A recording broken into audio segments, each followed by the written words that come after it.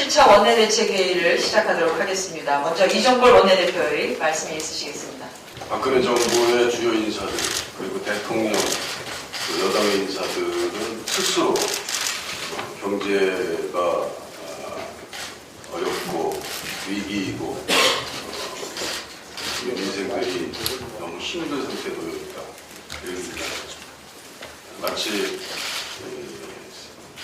새로운 정부를 구성해서 앞으로 그것을 잘 해보겠다는 뜻으로 모든 시간을 씁니다. 국민 여러분, 이미 박근혜 정부는 오늘로써 3년이 됐습니다. 그리고 박근혜 정부를 또 있게 해준 이명박 정부 5년이 있습니다. 8년 정부가 할 얘기는 아닙니다. 8년 정부는 지금 왜 이런 경제 위기가 왔는지, 왜 이런 경제 실패가 있었는지, 민생 파탄이 왜 있었는지에 대해서 스스로를 돌아보고 스스로에 대한 성찰을 통해서 답을 구해야 합니다. 그리고 책임을 지겠다는 말씀부터 시작을 하고 그러나 지금이라도 한 번 더 열심히 해보겠다는 뜻을 밝혀야만 그것이 정상적인 논법이라고 합니다. 오늘 3년의 평가를 우리 정책위원회에서 했습니다. 오늘 이 원내대책회의 이후에 있게 될 박근혜 정부 3년의 그 참혹한 결과에 대해서 심도 있게 국민들에게 발표하겠습니다. 국회 막바지에 테러방지법에 대한 정부의 억지 주장과 우리 당 입장에 대해서 말씀드리겠습니다. 어제 여야 지도부는 반테러법 제정을 둘러싸고 2차례에 걸쳐서 6시간 이상 회동을 가졌습니다. 그러나 진전된 합의는 없었습니다. 우리 당은 정부 여당의 테러방지법과 우리의 위해금지법 두 가지 중에 정부 여당의 법을 테러 정보 수집을 위한 국정원의 상시적인 금융거래 감시 및 통화감청법이라고 간주합니다. 장시간 회동을 하면서 야당의 테러 정보 수집을 위한 국정원의 상시적인 금융거래 질서 및 통화감청법을 왜 반대하는지 이유가 더욱 명확해졌습니다. 더불어민주당은 현행 법률 체계의 미비 때문에 대테러 방지 활동이 효율적이지 못하다는 정부 여당의 주장에 결코 동의하지 않습니다. 우리나라는 86년 아시안게임, 88년 올림픽, 2002년 월드컵, 2005년 에이펙, 기타 이후에 있었던 많은 정상회담에서 테러 위험이 아주 높았던 세계적인 행사들을 완벽하고 안전하게 치렀습니다. 현행 테러 방지 관련 법률로도 그 정도는 할 수 있기 때문에 그렇습니다. 테러 정보의 수집 작성 배포는 국가정보원법 3조에 규정되어 있습니다. 국가정보원은 테러 방지에 관한 정보 활동을 할 수 있고 또 하고 있습니다. 테러 방지 법안에서 열거한 테러 개념인 항공유해, 국제보호임무에 대한 범죄, 항해 및 대상 플랫폼의 안전, 테러 행위에 대한 폭탄 테러 행위에 대한 모든 존재하는 국내법인 형법과 범법들 이것이 처벌 규정으로 되어 있습니다. 또한 적의 침투 위협에 대응하기 위해서 각종 국가방위 요소를 통합해서 동원하는 통합방위법, 비상대비자원관리법도 이미 마련되어 있습니다. 테러에 관한 관계기관의 신속한 대응에 관해서는 국가 테러 활동 지침이 이미 노무현 정부 때 성안돼서 시행 중에 있습니다. 새로운 유형의 테러 행위가 있으면 현행 체제가 대응이 효율적이지 못하다는 생각이 있을 수 있다. 하지만 그것에 맞춰서 법과 제도를 보완하면 되는 것입니다. 이 법은 이번 2월 국회에서 시급하게 처리해야 할 필요성도 그렇게 높지는 않습니다. 다만 그 위험에 대한 예고는 충분하다고 있어야 된다고 생각합니다. 우리 당의 테러 방지법은 이러한 과잉법을 피하고 꼭 필요한 대응만을 담고 민주적 통제가 가능하게 하는 것입니다.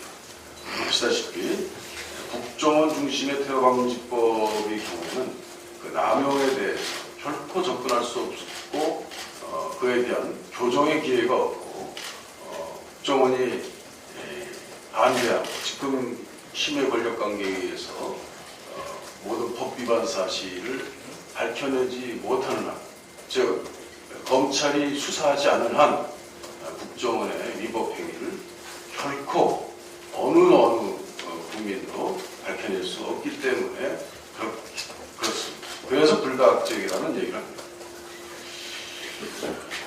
더불어민주당은 정부 여당이 국정원 중심의 테러방지법 제정을 위해서 사실관계를 심각하게 왜곡하고 있다고 판단합니다. 정부 여당은 국가정보원의 중심 역할을 하는 테러방지법이 통과되어야 한다고 주장하고 있습니다. 대테러 업무를 정보기관에서 총괄하지 않는 나라가 없으며 국정원이 하지 않으면 테러 관련 국제적인 정보교류 등 공조가 되지 않는다는 것이 여당의 주장입니다만 그것은 사실을 명백히 왜곡하고 있는 것입니다. 미국은 국가정보실장 산하 국가대테러센터에서, 일본은 경찰청, 경비국, 외사정보부, 그리고 법무부, 형사국, 공안과에서, 영국은 내무부 산하 보안부 등 수개 정보기관에서, 독일은 내무부 산하 연방헌법보호청이 국내의 내 외국인 테러리스트 동향에 관한 정보 수집 업무를 총괄하고 있음이 저희들 조사에 의해서 알려졌습니다. 유엔이 대테러 방지에 관한 법률 제정을 권고하는 조항은 우리나라에서는 이미 현행 법률로 다 대항하고 있는 내용들입니다.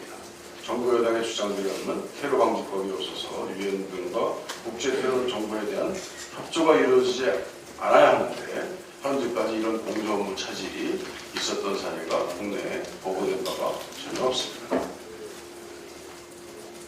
우리 당이 만든 테러방지법은 권한남용과 인권 침해의 소지가 적고 민족 통제 가능한 기구를 만들어서 테러방지 업무를 담당하게 한다는 것입니다.